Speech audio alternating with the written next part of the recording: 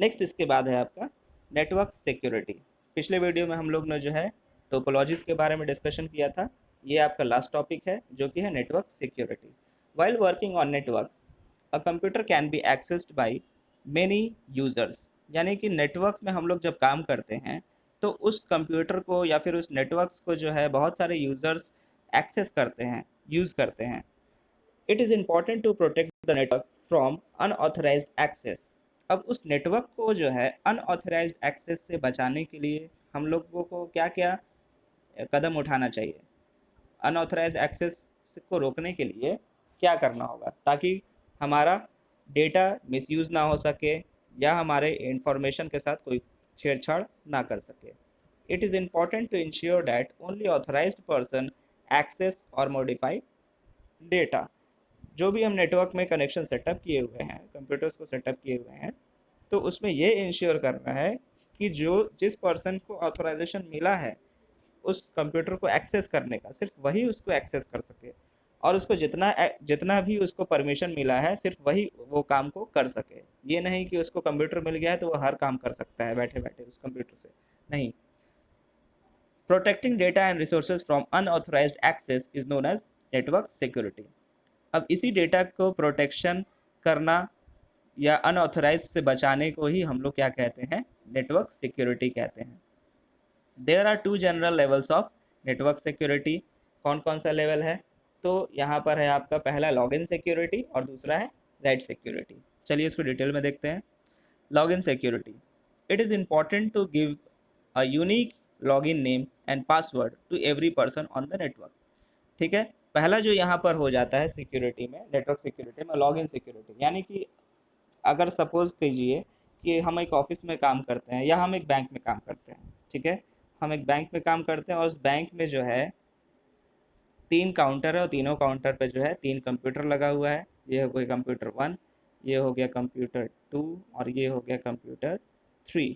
Computer 1 में जो है यहाँ पर सिर्फ कैश डिपॉजिट होगा, कंप्यूटर 2 से यानी काउंटर 2 से सिर्फ यहाँ से कैश विड्रॉ किया जाएगा और काउंटर नंबर 3 यानी कंप्यूटर नंबर 3 पर जो है सिर्फ पासबुक प्रिंटिंग का काम होगा।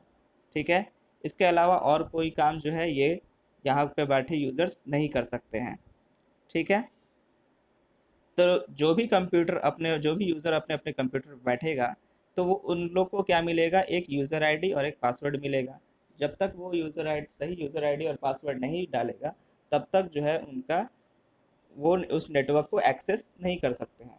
ठीक है, तो फिलहाल आप लोगों को समझ में आ गया होगा लॉगिन सिक्योरिटी। राइट सिक्योरिटी क्या है, based on your user name you are given the rights like read only access and read write access. A combination of rights can also be granted to the same user for network security.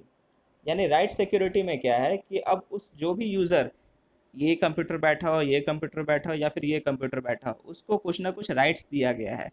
उसका rights क्या है, तो read only access का या फिर read write access का। Read only access का मतलब कि सिर्फ उसमें से वो डेटा को रीड कर सकता है, राइट नहीं कर सकता है। जैसे कि यहाँ पर पासबुक जो प्रिंट करता है उसका काम क्या है, जो भी उसके अकाउंट में ट्रांजैक्शंस हुआ है, जितना वो पैसा जमा किया है, अब जितना बार भी पैसा निकाला है, तो वो पासबुक में सिर्फ प्रिंट कर सकता है। तो जैसे ही वो उसके लॉगिन अकाउंट नंबर को डालेगा इस कंप्यूटर के अंदर तो उसका पासबुक जनरेट करेगा, फिर वो अपने प्रिंटर में लगा करके उसके पासबुक को जो है वो प्रिंट कर देगा। बस इतना ही उसका काम है, इसके ज़्यादा वो काम नहीं कर सकता। यानी कि ये कंप्यूटर नंबर 3 पर बैठा हुआ जो यूज़र है वो क्या कर रहा है, सिर्फ रीड कर रहा है डेटा को और प्रिंट कर रहा है पासबुक के ऊपर।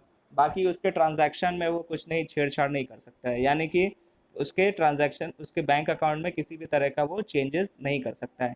लेकिन कंप्यूटर नंबर 1 पर जो यूज़र बैठा हुआ है ये क्या कर रहा है, ये डिपॉजिट कर रहा है, पैसा डिपॉजिट कर रहा है। तो जब उसको जो है हम पैसा देंगे तभी वो पैसा गिनने के बाद जो है मेरे अकाउंट में वो क्या कर देगा, उतने पैसे को वो अपडेट कर देगा कि इस तारीख को जो है इतना पैसा जमा हुआ है।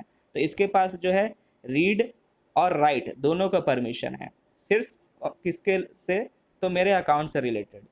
ये विड्रॉ का भी वही काम है, यानी जब हम इससे पैसा निकालने के लिए गए तो ये उतना पैसा हमको निकाल करके दे दिया जितना हम इसको निकालने के लिए दिए हुए हैं, रिसिप्ट।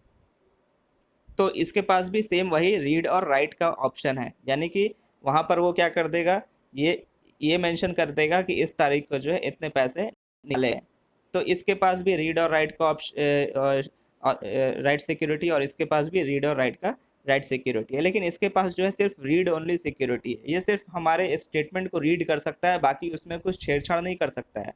ऐसा नहीं कि हम इस पैसे को इस तारीख को पैसा जमा किए थे तो उस तारीख को जा कर के वो उसमें कुछ चेंजेस कर सकता है, ये वाला यूज़र, इसके पास वो अथॉरिटी नहीं है।